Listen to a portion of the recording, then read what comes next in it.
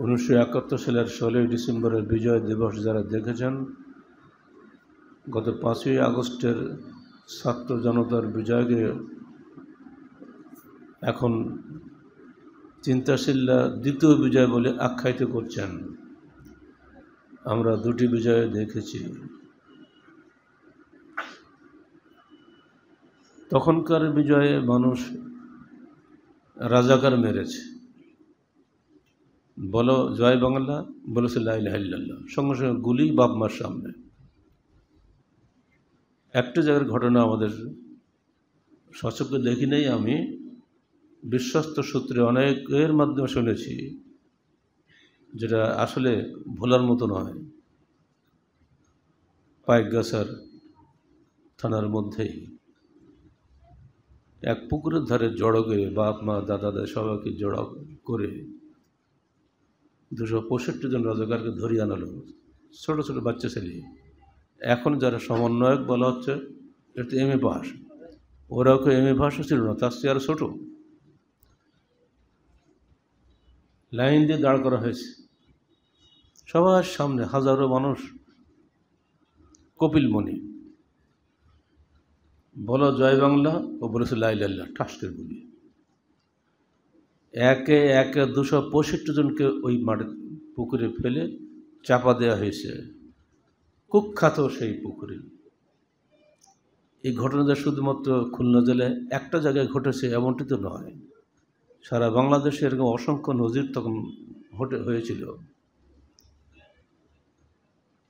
শেখ মুজিব ক্ষমতায় এলেন, তিনি বললেন তোমরা আমাকে 100 লোক খুঁজে দাও যারা নিরপেক্ষভাবে দেশ শাসন করবে। উনি তো সাধারণ ক্ষমা ঘোষণা করলেন, তাতেও কিছু হলো না। কোলাবোরেটর অ্যাক্ট করলেন, যে যা ছিলে এখন সব বাংলাদেশি, সব ছাড়ো, রাগ হিংসা বিদ্বেষ ভুলে যাও, ভাই ভাই হয়ে দেশ গড়ে তোলার চেষ্টা করো। উনি সুন্দর ভাষণ দিলেন, কিন্তু না, সুযোগ পেলে মানুষের যে অবস্থা হয়, আজকে যে অবস্থা আপনারা দেখছেন, ভেঙে চুরে লুটপাট করে দিচ্ছে। কেন? তোমাকে আল্লাহকে ভয় নেই? আল্লাহর সামনে সব কৈফিয়ত দিতে হবে না? একটা টাকার মাল চুরি যদি করে নিয়ে আসো তুমি, এগুলি লুটের মাল, গনিমত নাকি? আমরা বলে দিচ্ছি, যারা যা নিয়ে এসছো নগর ভবন থেকে বা কারো বাড়ি থেকে, সবগুলো ফেরত দাও। আন্দোলনে দ্বিগুণ তো ফেরত দিতে হবে কিয়ামতের মাঠে, একটাও ছাড়বে না আল্লাহ। ব্যক্তিগত মাল চুরি করলে যে শাস্তি, সমষ্টিগত মাল চুরি করলে তার চেয়ে বহুগুণ বেশি শাস্তি। নগর ভবন যারা লুট করেছ, এটা মেয়র সাহেবের একার টাকায় নয়, এটা জনগণের টাকায়। তোমার টাকা আছে, আমার টাকা আছে, তো এর শাস্তি বহুগুণ বেশি। গণভবন যারা লুট করেছে তাদেরকে একইভাবে বলছি, ফেরত দিয়ে দাও। কোথায় ফেরত দেওয়ার জায়গা ছিল না, এখন যেহেতু একটা অন্তর্বর্তীকালীন সরকার সামনে এসেছে, তাদের কাছেই ফেরত দাও। পরিষ্কার বলো, আমি এটা নিয়ে গেছিলাম লুট করে, ভুল হয়েছে স্বীকার করছি, ফেরত দেন, রেকর্ড রাখো, কাগজে লিখে নাও যে নিয়েছিলাম, ফেরত দিলাম। নইলে দুনিয়ায় মাপ পেলেও আখেরাতে তোমাকে কি ছাড়বে না, সাবধান। শেখ মুজিব 100 লোক চাইলেন, বিশ্বস্ত লোকদের বললে তোমরা 100 লোক খোঁজো সারা বাংলাদেশ থেকে, পাননি। অবশেষে 15 জনের লিস্ট ওনার হাতে দেওয়া হলো। তার দুঃখ করে উনি বলেছিলেন, মানুষ পায় সোনার খনি, আমি পেলাম চোরের খনি। 7.5 কোটি মানুষের মধ্যে কোনো ভালো মানুষ নাই। বিচারপতি লতিফুর রহমান তত্ত্বাবধায়ক সরকারের প্রধান ছিলেন। গাইবান্ধা কারাগারে বসে তার জীবনীটা আমি পড়েছিলাম। সেখানে উনি এগুলি লিখছেন যে আমাকে যখন নিয়োগ দেওয়া হলো, তখন জাস্টিস শাহাবুদ্দিন বা যারা ছিলেন ক্ষমতায়, 10 জন লোক খুঁজে বের করতে হিমশিম খেয়ে গেছিলেন সারা দেশ থেকে। 10 জন লোক খুঁজে পাচ্ছিল না। পরে 10 জনকে দিয়ে ওনারা তত্ত্বাবধায়ক সরকার করলেন, যারা 2 বছর থাকলো কাছাকাছি। ওনারা খুঁজেছেন ওনাদের মতোই, মানুষ সৎ কিন্তু বস্তুবাদী, দিনদার নয়, সালাত পড়া সিয়াম করে সবই ঠিক আছে। মুখে বলা হচ্ছে অধিকাংশ রায় চূড়ান্ত, বাংলাদেশের অধিকাংশ মানুষ কি মুসলমান নয়? উচিত ছিল এদেশে ইসলামী আইন জারি করা, কেউ না করতো না, কিন্তু এই সৎসাহস ওই 10 জনের কারোর মধ্যেই ছিল না। লোক ভালো, মেরিকেটি খায় না, চুরি চামারি করে, ওদের ঠিক আছে, কিন্তু ইসলামী আইন জারি করার যে হিম্মত লাগে, যে সাহস লাগে এবং যে এলেম লাগে, তাও তো কিছুই নাই। কী করবে? শেখ মুজিবুর 7 লক্ষ জীবন নেই, ফলে নিজে সপরিবারে নিহত হয়েছেন, তার মেয়েও 7 লক্ষ জীবানী, তিনিও ন্যাক্কারজনকভাবে পালিয়ে যান বাঁচিয়েছেন। এখনো পর্যন্ত যারা 7 লোকের সন্ধান করছে শুধু, কিন্তু তার মূল বিষয়টিকে খেয়াল করছেন না, এদেশের মানুষের আকীদা বিশ্বাসের প্রতি কোনো শ্রদ্ধাবোধ দেখাচ্ছেন না, তারা যতই তত্ত্বাবধায়ক সরকার করুন লাভ হবে না। দেখলাম কালকে নেটে, আপনারাও দেখেছেন নিশ্চয়ই, 17 জনকে সামনে রেখে একটা তত্ত্বাবধায়ক সরকার, অন্তর্বর্তীকালীন, তত্ত্বাবধায়ক বলতে আবার আগের মতো ভাষা মিলে যায়, ওটা তো করা যাবে না, নাম দিয়েছে অন্তর্বর্তীকালীন সরকার। অন্তর্বর্তীও যা, তত্ত্বাবধায়কও তাই। মাথায় রাখা হয়েছে আন্তর্জাতিক পুঁজিবাদের যিনি শিখণ্ডী, বাংলাদেশে সুদভিত্তিক ক্ষুদ্র ঋণের প্রবক্তা যিনি, তাকে যারা নোবেল দিয়েছে তারাই তাকে সামনে রেখেছে, প্রফেসর ইউনূসকে।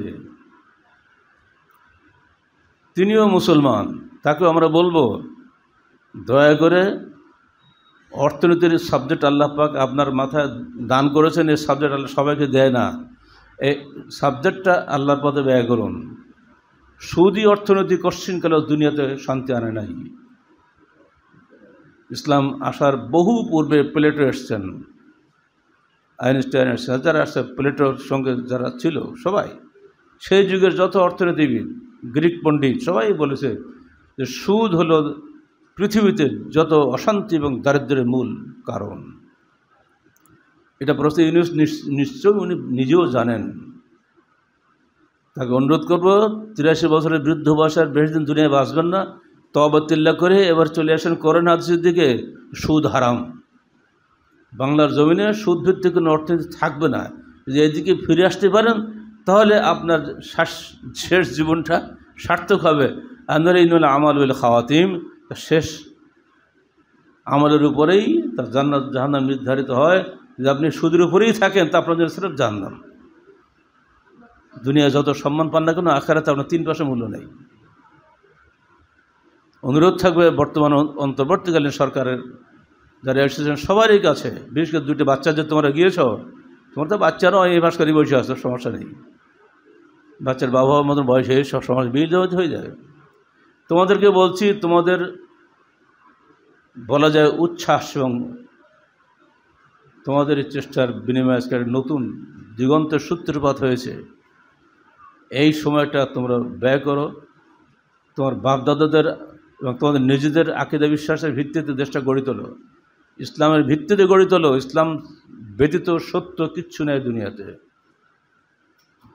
আল্লাহ রাসূল বলছেন, ইহুদি হও নাসারা হও, যারা আমার আগমন বার্তা শুনেছ অথচ ইসলামের উপরে ঈমান আনো নেই, ইল্লা কানা মিন আসহাবিন নার, অবশ্যই তোমরা জাহান্নামের অধিবাসী হবে। তাই সমন্বয়ক নাম দেওয়া যে নামই দাও, তোমরা যত কিছুই করো, যদি ইসলামের স্বার্থে না করো, তোমাদের উচ্ছ্বাস দুনিয়াতেই থেকে যাবে, আখিরাতে কোনো কাজ দেবে না। আমরা দোয়া করব অন্তর্বর্তীকালীন সরকারের যারা সদস্য হয়েছেন প্রত্যেকেই যেন কোরআন এবং সহিহ হাদিসের আলোকে কোরআন সুন্নাহ মেনে এদেশ পরিচালনা করেন, কারণ এটার এদেশের মানুষের প্রাণের আকাঙ্ক্ষা, এদেশের মানুষের সত্যিকারের আকীদা বিশ্বাস হচ্ছে ইসলাম। আর পৃথিবীর 3য় বৃহত্তম মুসলিম রাষ্ট্র হচ্ছে বাংলাদেশ। এখানে যদি কখনো ইসলামী রাষ্ট্র হয়, ইসলামী খেলাফত প্রতিষ্ঠা লাভ করে, তাহলে সেটাই সম্ভব বাংলাদেশের জন্য, অন্য কোনো দেশে এটা আদৌ সম্ভব হবে না। কারণ এদেশে বলা যেতে পারে 91% মুসলমান, তার মধ্যে বলা যায় প্রায় 90% সুন্নি, একই আকিদাভুক্ত সব। পাকিস্তানে কিন্তু মুসলমান আছে, কিন্তু ওখানে এত মারামারি, শিয়া সুন্নি কাদিয়ানি এক হইচই মেলা।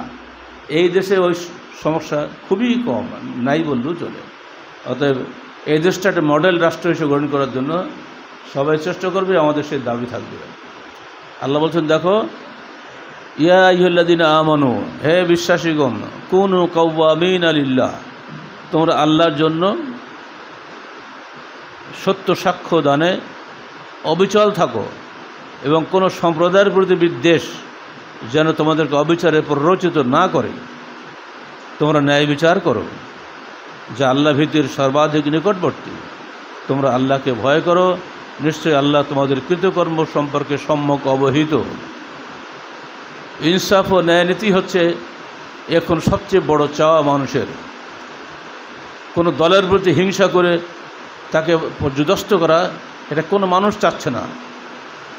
প্রত্যেকটা মানুষ এখন চাচ্ছে সুশাসন, ন্যায় বিচার। বিশেষ কোনো দলের প্রতি হিংসা রেখে কোনোদিন